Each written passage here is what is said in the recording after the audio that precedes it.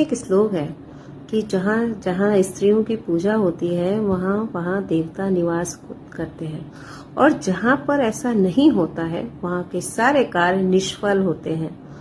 पर मुझे लगता है ना, इन श्लोकों का भावार्थ लोगों ने अपने अकॉर्डिंग ढंग से ट्विस्ट एंड टर्न कर लिया है।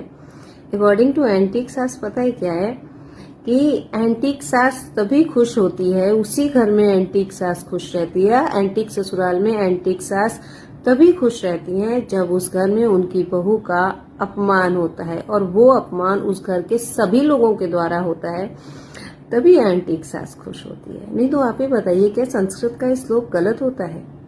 संस्कृत का श्लोक बिल्कुल भी गलत नहीं है। जहाँ जहाँ पर नारी की पूजा होती है, और नारी हर नारी का लिए है।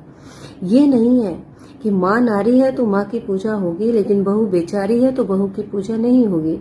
उस घर में माँ की भी पूजा होगी, बहू की भी पूजा होगी, बहन की भी पूजा होगी, और बेटी की भी पूजा होगी।